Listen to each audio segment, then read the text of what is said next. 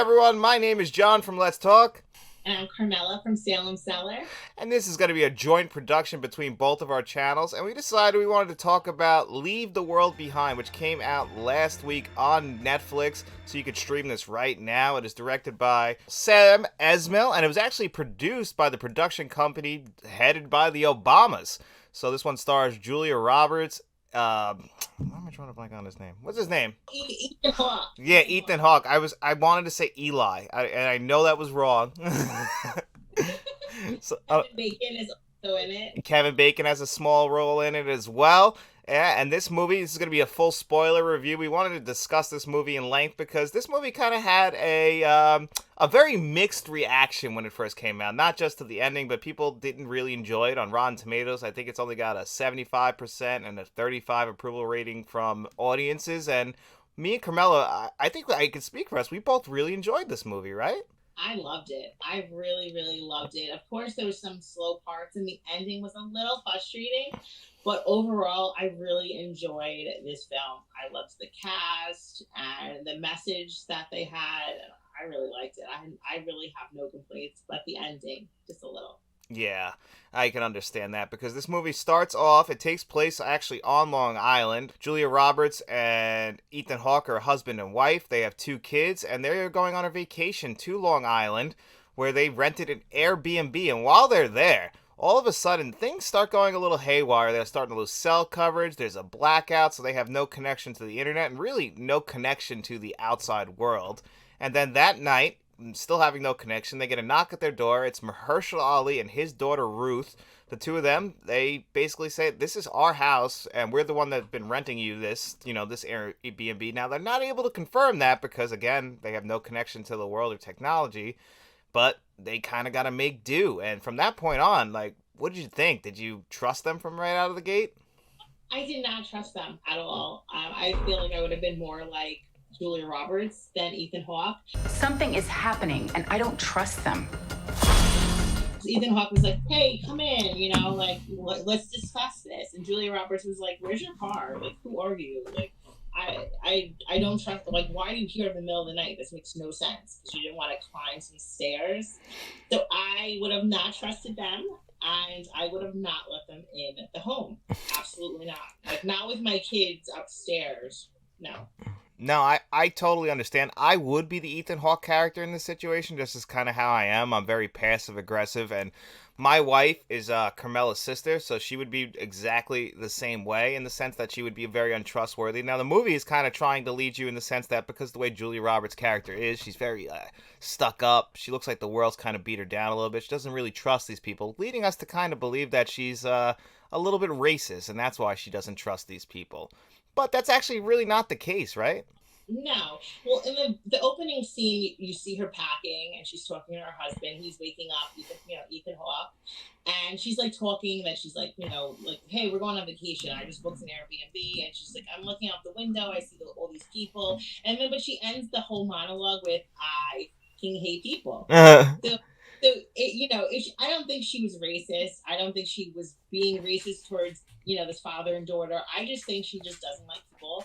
I think she's seen a lot of bad stuff, and she doesn't trust people at all. But she kind of comes off like, I hate the term, but she kind of comes off like a Karen, if I kind of sum up her behavior in most of the movie. So it can come across as her maybe like not trusting these 2 people because they're black.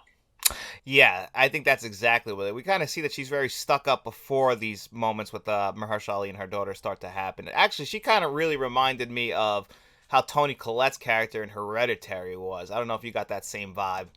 I did. I absolutely got that.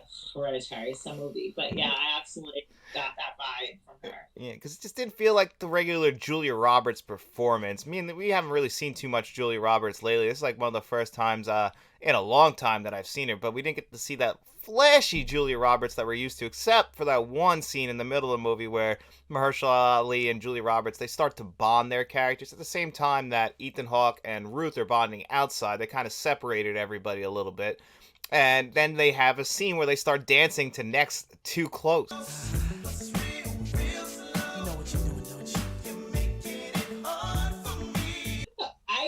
So I loved this scene, but it also made me very uncomfortable. It was almost a little cringy.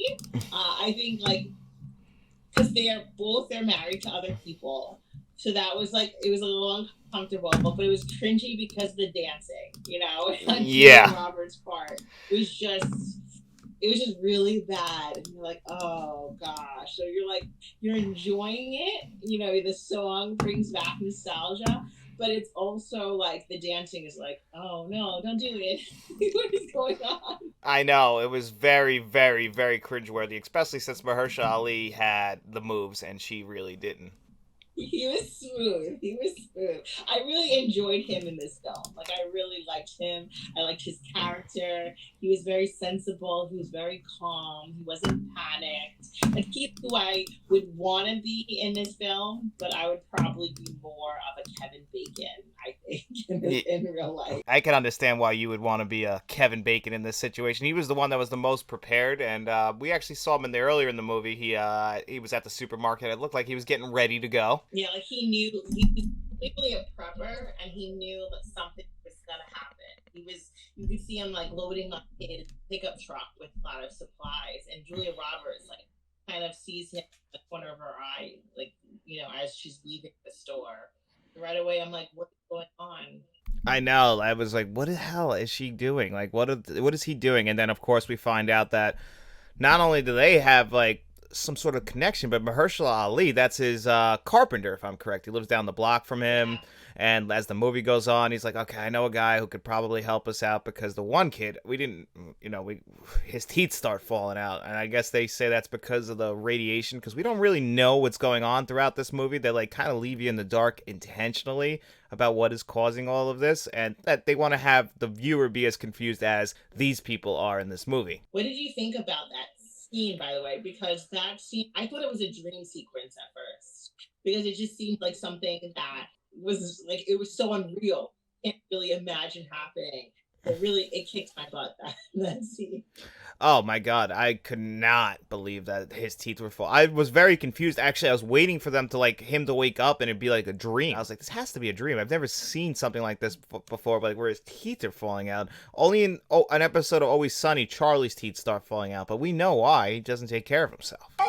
Oh, Charlie, stop pulling your teeth out like that, man. It's freaking me out. They like slip right out. It's really freaking me out. But he was just pulling them out one by one. It was like so skeevy. I'm like, this cannot be real. No. This is not happening. It didn't feel real at all. I just could not understand what was going on with that. They really they don't even really fully explain it. I guess they said that because whatever that noise was coming out, it was like a radiation signal, and that was like kind of what starts to affect people that way. Not everybody, but I guess that makes sense. I've seen them like Chernobyl. I know that radiation has a really bad effect on your body. Mm-hmm. So I guess that's telling us like, this isn't good. This is not a good thing that's happening. It kind of feels like at first it's just a blackout, but then as time starts to go on, you start to realize it's a little bit more. And then in that scene where Julia Roberts and Mahershala Ali are dancing to Too Close, Mahershala Ali explains to Julia Roberts that he has this friend. He's a powerful guy. And he, every time that they hang out, they kind of drink. And he's like, I've got to get out of here tomorrow. I'm, me and all the other big evil people who run this world are having our meeting. And, they laugh about it. But then Mahershala Ali gets a call the day before this all happens, and all the guy says is, take care of yourself, which puts into his mind, something's gonna happen. And it's like that scene was just so heavy, it was so deep, because I like the way his friend or client was just talking to him, telling him about the society. It's like, how much of this, because this was by, executive producer, the production company was the Obama's company. It's like, how much of this is like real? Do they throw like Easter eggs in this movie where we're supposed to pick up on? But like that, just when he's telling this story, he is very just focused. He's very just like zoned into Julia Roberts, and you just feel yourself like sinking in the chair. Like it was intense, and it was pretty terrifying. It is a weird thing for a former president of the United States and the former first lady to be telling us. Like, you're right. Are they trying to tell us something, or are they like leaning into all the conspiracy theories about the world that people have, like that this world is controlled by like a bunch of like 5 or 6 really evil people? Kind of like, and I wonder if that's why people don't really like this movie as much just because like there are like conspiracy theories, and then obviously, you know, there are a lot of fanboys for Elon Musk out there, and his babies got destroyed in this movie, those Teslas. Tesla scene. Yes. Which I don't know if you guys all saw, but the next day after this all happened, well, after this movie came out, or at least a day after I saw it, all the Teslas got recalled, a bunch of different models, or at least their software got recalled, and that scene in this movie was petrifying.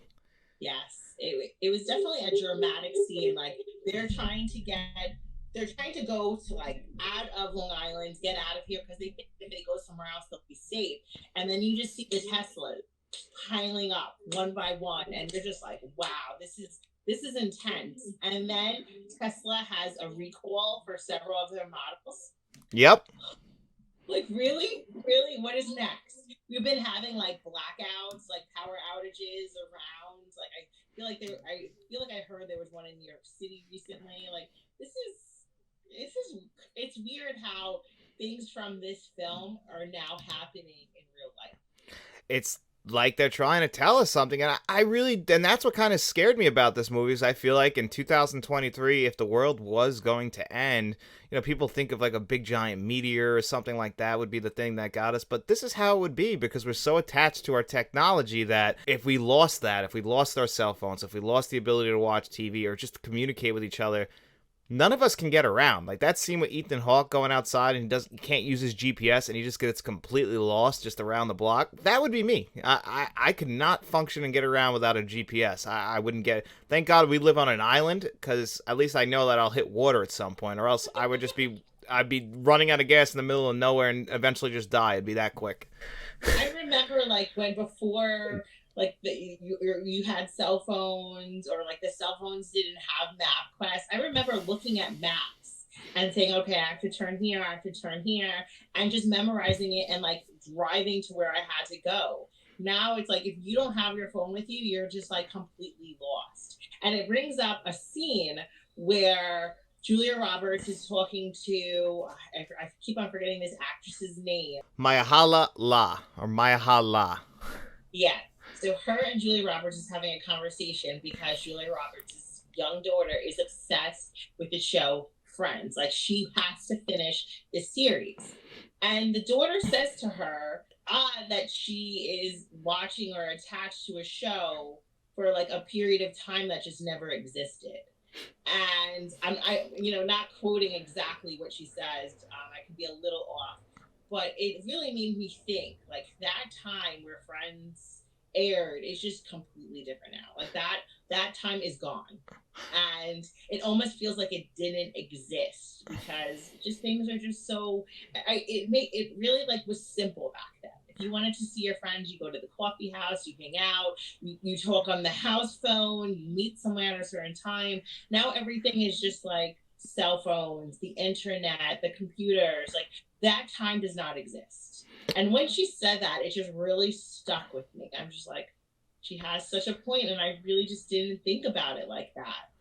And what's crazy that you said that is that your sister Faith, who's, you know, you guys have seen Faith on my channel, on Carmela's channel, and she said the exact same thing. That's what she pulled from, is that exact same moment from the movie when we were watching it. Like, that resonated with her.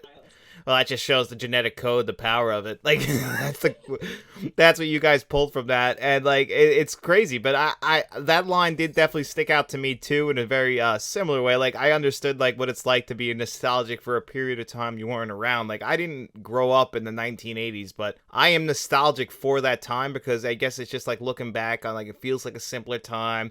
You know, everything kind of felt like it was fun and lighthearted. Now I wasn't there, so there's no way for me to know how it really was.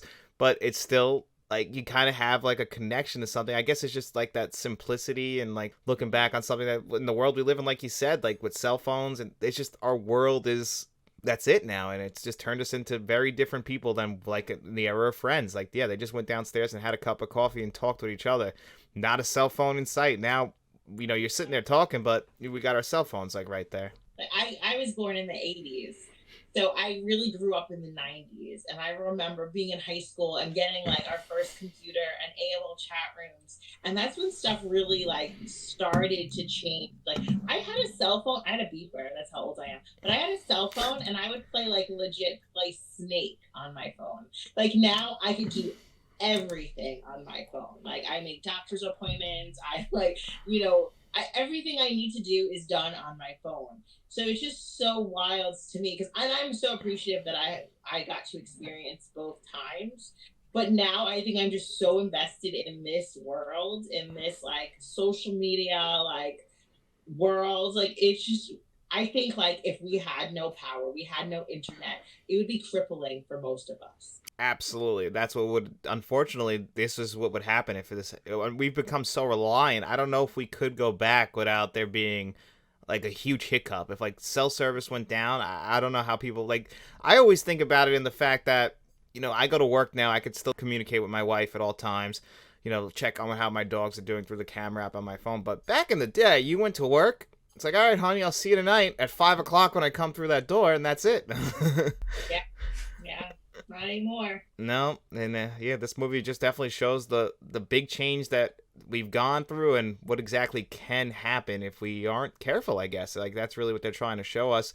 And one big thing we got to talk about is the ending, because that seems to be a real bad hiccup for a lot of people. And I get that's the last thing you leave the movie thinking about. Now, I was warned ahead of time that I wasn't going to like the ending, so I was prepping myself. So when the ending did come up, I wasn't like disappointed, but I'm curious, how did you feel about it? Now, I had no idea about this movie beforehand. Like when I watched it like pretty early on when it came on Netflix. Nobody talked to me about it. So I came into it completely blind. So I didn't know the ending was going to be that ending. So I was frustrated just because I kind of like, unless I'm getting more movies, I like the ending to wrap everything up. Let me know, remind me of what's going on, let me know what's going to happen next, and then let's call it a day. This you kind of have to assume that all groups came together and they're going to survive now in this bunker. But when she put on the Friends last episode, I was happy for her because she finally got her episode, but I was also like, are you kidding me right now? Like, no, like give me an end credit scene, give me like a mid credit scene, give me something. I was frustrated. No, I like that I was frustrated. I totally understand that. I felt like I was seen though as a person because you know what, they had physical media in that bunker, and that's how they're able to actually watch all of that. So I'm like, okay, that's it. I was right in collecting all these movies and putting me and my wife and my entire family in financial ruin. I'm like, I made the right decision. Right, yes. You win. In this scenario, at the end of the world, you win. I don't. I have like most of my stuff get like digital codes and it's all streaming. So I'd be screwed and everything would be lost. But like it makes you rethink. Like maybe I should start collecting physical media. Right? I mean, for once, in a one-time situation, I told somebody that at work the next day, and they're like, but what if there's no power? I'm like, don't poke holes in it yet. Let's wait. But yeah, I could understand why people were disappointed by that. I get it. I think that they just didn't want to resolve everything because they wanted to leave us as confused as all of the characters were. So that was just my best guess, is that they don't know exactly what caused all this. They're just going to be heading to the bunker, and that's where they're going to stay. They don't really have a definite answer because there's no connection to the outside world other than where everybody is. And we see what New York City looks like. So yeah, it's pretty good that they got out of there. Because the cities would be like the first places to fall, just because the amount of chaos and how close everybody is. Everybody's just on top of each other. Mm-hmm. So like everybody's gonna try to take other people's stuff. They're gonna even though it's been 2 days, everybody's acting like it's been months or years. It's just everybody like it's like survival of the fittest, pretty much. Mm-hmm. So yeah, you don't want to be in a city. No, so I mean, definitely turned me off of cities. That scene with the barn with Julia Roberts when she's in there with that scene where they kind of like they start hearing like the deer running by or the banging, and they kind of like flip the barn. You know, the way it's shot was very similar to an M. Night Shyamalan movie. Like, that's what it reminded me at that moment, and I loved it. Yeah, you're 100% right. I didn't even think about that. That it does have an M. Night Shyamalan feel to it, like with the camera work, and especially like earlier in this year with Knock at the Cabin coming out. Like it felt similar to that, and then like we were just talking about, we got Civil War coming out next year. There are really a lot of apocalypse movies coming out, really trying to tell us something about the world. I feel like They're trying to prepare us, tell us to prep. Yeah, well, I can tell you one thing. If we do have an apocalypse, I don't think I'm making it very long. So That's good. I feel like I'm Ethan Hawke in this situation. I'm going to be really nice to people, but I'm not going to be able to get around on my own. I'm going to need someone else to help me, someone stronger. I'm going to need a Mahershala Ali character around me. Or a Kevin Bacon character. Kevin Bacon character. That would be really nice. I don't know anybody like that in my life, though, who's that prepared for anything. So No. I want to start prepping, though. Like, not to, like, the neck, like, a crazy, insane level, but just to have, like, the basics. God forbid, you know, because I have small kids, so I don't really, I can't just kind of like, it's just me that I'm worrying about. I have to worry about them too. So I'm kind of like thinking now of like, every time I go to like the supermarket or Home Depot or the dollar store, grab something, you know, grab some matches, some lighters, some flashlights, you know, like candles, just to kind of prepare. God forbid we lose power, even that. Just be a little bit prepped, because we're not like these rich people who are going to have bunkers bigger than our houses out there that freaking they can survive with. They'll live in luxury while the rest of us are gone. They'll still have bigger houses than we ever had. Like Mark Zuckerberg. I don't know if you've heard this story, but he literally just came out. I saw like a thing on TikTok, and he was building like an underground bunker in Hawaii. And this thing is like 5,000 square feet. It was like 0.03% of his income or his net worth it cost to do this. So I'm thinking to myself, how many of these does he have? If it's just such a minute amount it took for him to build this, how many does he have like across the world, like all, you know, everywhere, not just Hawaii, all over, preparing for something. Exactly. And it makes you think, because if the world does that, they'll be fine. They'll be the people to repopulate it, while the rest of us, you know, we got to hope for the best. They'll be prepped, ready to go, and that's what money buys you. Unfortunately, it buys you that safety. Yeah, unfortunately. That's the world we live in. Yeah, it is unfortunate. But I think we covered all our grounds on this one. What would you give this film a score on a 1 to 10? I would give it a 7.5. I really enjoyed this movie. It had a good flow. The only hiccup to me was the ending, but I understand the ending. It was just my personal preference. I just wanted a little bit more. But overall, I really did love this film, and I plan on watching it again. I'm right there with you. I would give it a 7.5 out of 10. That was exactly what I was leaning towards also. You know, not a perfect film. It's got some flaws, but I also think it moves along great. I think it has a great score to it. It's shot very well. Great acting. You know, there's some stuff maybe like, okay, I could see them like people getting upset with them like maybe beating a message over their head, but I like what they're trying to tell us. So it doesn't really bother me that much, but I understand why people would get upset. But again, I will be rewatching this also, definitely. As they give the information, it's just like it's satisfying me throughout this movie. It's just enough to keep me hanging on wanting more. It was really done well. I agree. So, yep, this is going to be our first of a series of videos that we will be doing. And if you guys like this video, make sure you guys like and subscribe to my channel, Let's Talk Entertainment Media, and Carmela's channel, Salem'S. So make sure you guys like, share, and subscribe. And then, you know, tell all your friends. And we will be seeing you around. I'll be right back.